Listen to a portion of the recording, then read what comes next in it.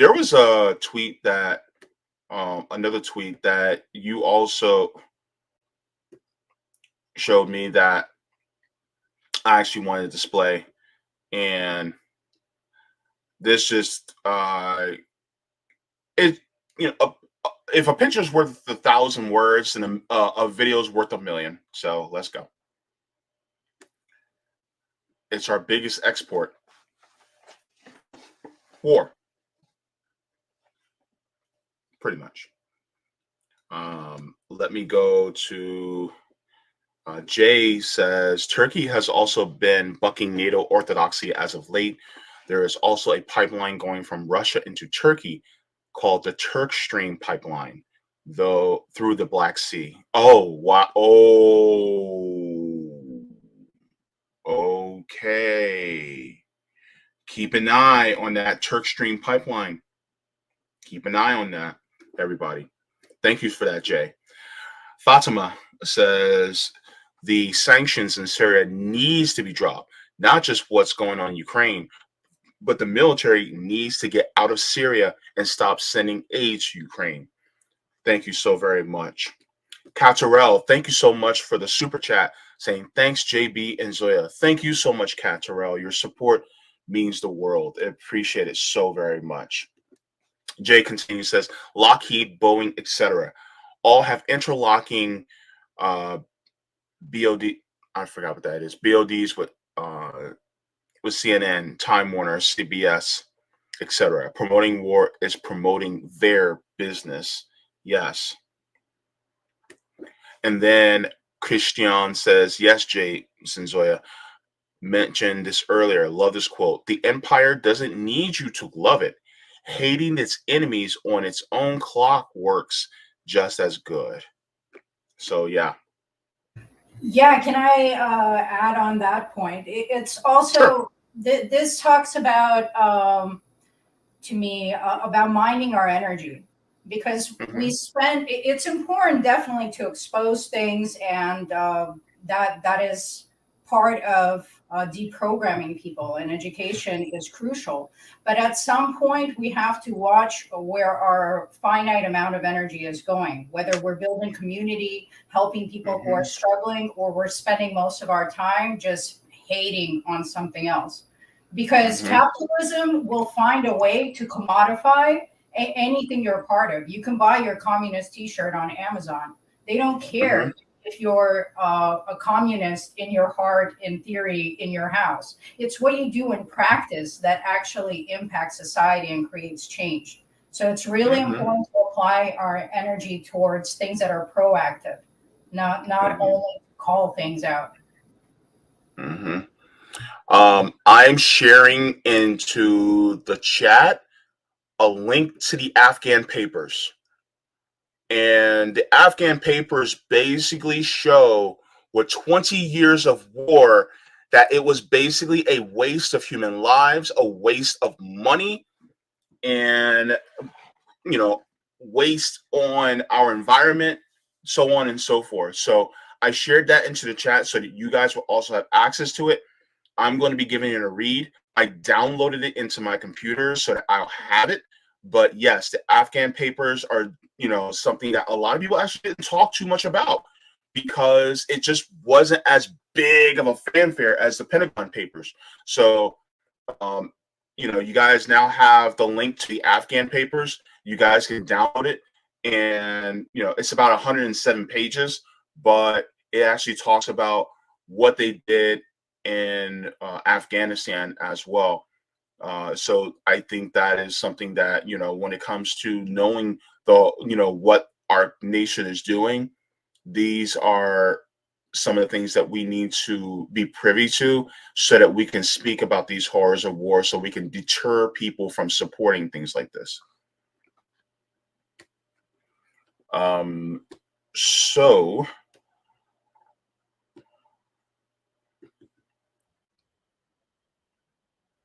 hang on. You're making me think about how the Pentagon Papers were even exposed. They had to be read into record by a congressman that had to continue reading them, exploiting this loophole. And he literally couldn't get up to pee or anything. And this lasted for hours. Mm-hmm. And he had to do that for us to even find out about the Pentagon Papers and for other outlets back when they used to do journalism to be able to Mm-hmm. publish them. But our Mm-hmm. government should be transparent to us. Why Mm-hmm. does it take so much for us, the citizens, to know what's happening in our own government? How is this a Mm-hmm. functioning system? Mm-hmm. Yeah. There's a video that you shared of Putin speaking about the war. And this just, well, I'll make my point after hearing what he has to say. But I'm going to share this as well because Putin also weighs in on the proxy war in Ukraine. So, and let me start here. Okay. Что нас хотят победить на поле боя. Ну, что здесь скажешь? Пусть попробуют. Мы уже много слышали, что Запад хочет воевать с нами до последнего украинца. Это трагедия для украинского народа. Но, похоже, все к этому и идет.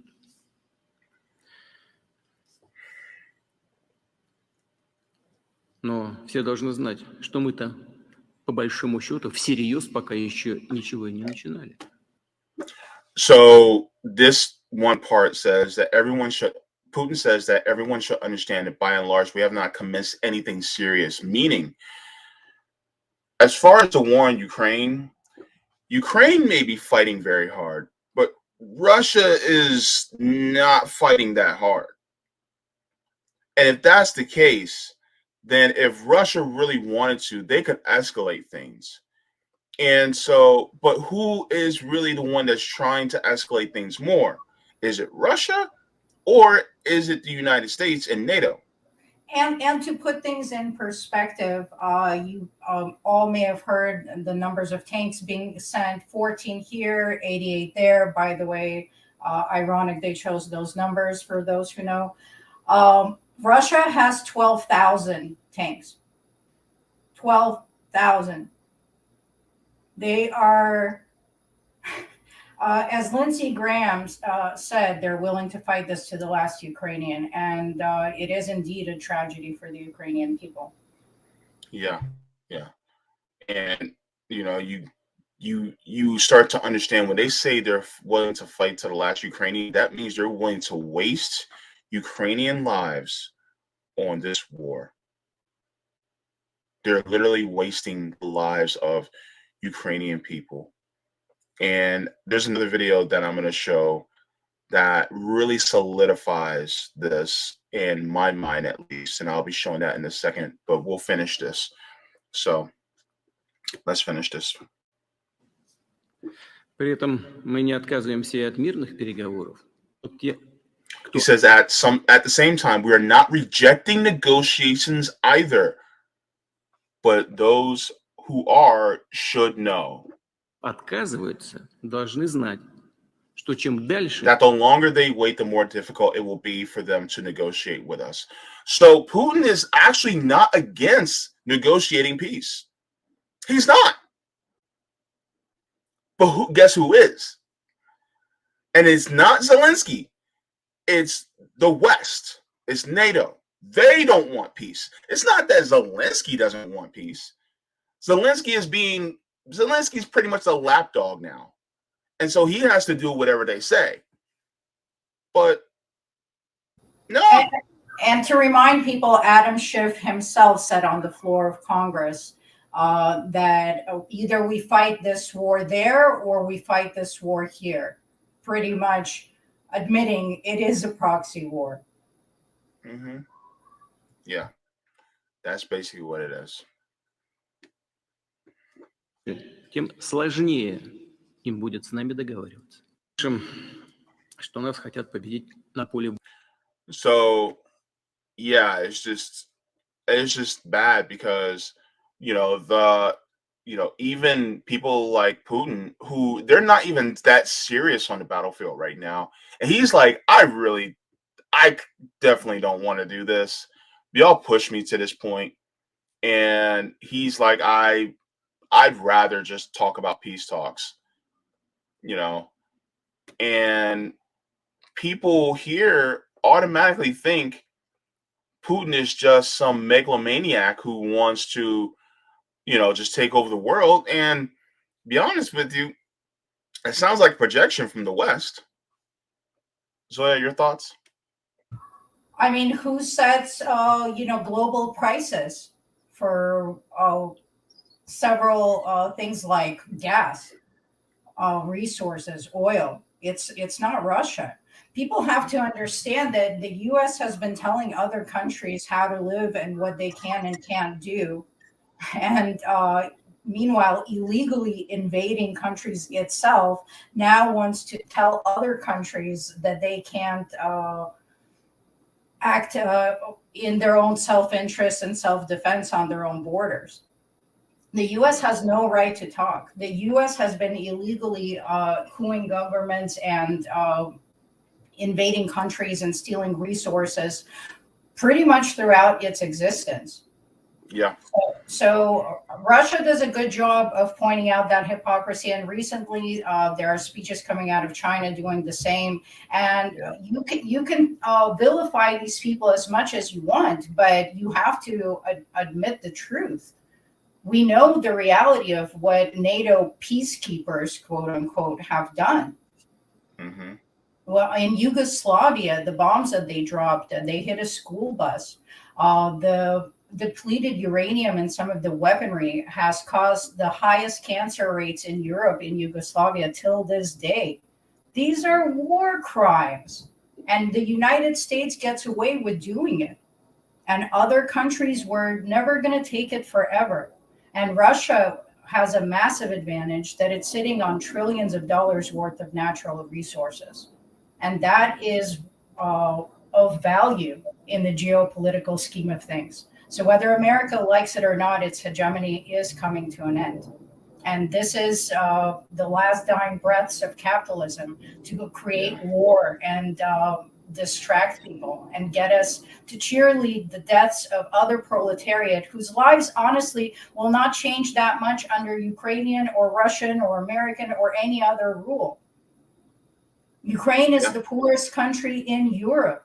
The corruption there is massive. The lives of Ukrainians have been bad for a really long time. This is part of how extremism rises anywhere. And we can, pretend it's simply a Ukrainian problem, but the truth is that it's happening globally. And we see different forms of extremism rising, and it will continue unless the proletariat understands that we have power in numbers, we have power in community, and we must rise up against the very few that are the oppressors controlling the rest of the world. Yeah. It's just like when people talk about, and by no means this is taking Putin's side. But the question is, how many military bases does Russia have around the world? It's probably less than 10, maybe. I'm willing to guess. But I know that China has one. China has one military base all over the world. Just one. How many bases does the United States have? You don't even have to go by from what we say. You can just Google it yourself. But guess what? 800 military bases around the world. And if you want to look, let's look at it like this. Let's look at military bases like a firearm, right? If a person has a bunch of firearms around the room pointed at many different people, who's the biggest threat? And I looked it up. Russia has about 20 20 bases. Yeah. Okay. 20 military bases. Okay. So I was wrong. but 20 military bases. 800. 20, 800. That's a massive difference. That's a massive difference. And so that's something that a lot of people really need to take into context. By the way, just to let y'all know, Russia did not sign the 94 crime bill and put it into law causing mass incarceration. Russia wasn't the one that, is causing us to not being able to cancel our student debt in this country or our medical debt. Russia's also not the one who made it so that we don't have universal health care in this country. So if you really want to talk about the crimes, let's start with our home. But I digress. There is a video that you also shared. And when they said down to the last Ukrainian, they literally meant it. And this breaks my heart too. I'm going to share this, and then I'll read the caption afterwards.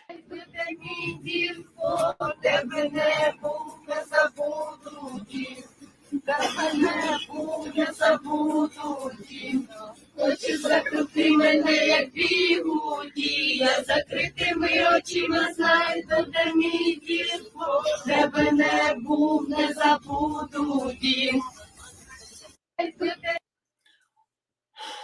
Zoya, can you tell us what this is? Because this is the reality of war. So what happens when countries plunged into war, regardless of who's right or wrong? The men are conscripted, they're sent off to war. What you have left is cities full of women and children, the elderly and kids, but the men are gone. And there are a lot of people on the ground talking about how there's just cities where there's no men of military fighting age. But as this war of attrition has been continuing, the body count has gone so high where the estimates the EU admits is 100,000 dead, but there's also 400,000 missing, which they say that they're keeping them listed as missing so they don't have to pay out pensions because they don't have the money to do it. So now we are at a point where children are being conscripted and sent to the front lines to die. They are outnumbered. They are outgunned. Russia's military is superior no matter who you like in the conflict. That's just a reality. It was a superpower. It was prepared for war with the United States. Their military armaments are massive. They've started production again. Their economy is only improving. They're making new deals outside of U.S. hegemony. So Russia is not going to fail in this. And now we are taking children, we are talking 15 and 16-year-olds and putting guns in their hands and sending them off to die and in the process murder people. And even those who will survive will have permanent trauma. Every 22 hours, a veteran of war kills himself in the United States. The trauma of war is real. The trauma of murdering another human being stays with you for the rest of your life. We've seen the studies on that, and we are sending children to do this now. Mm-hmm. So yeah, kids are now being placed in the front lines of the proxy war in Ukraine. Kids.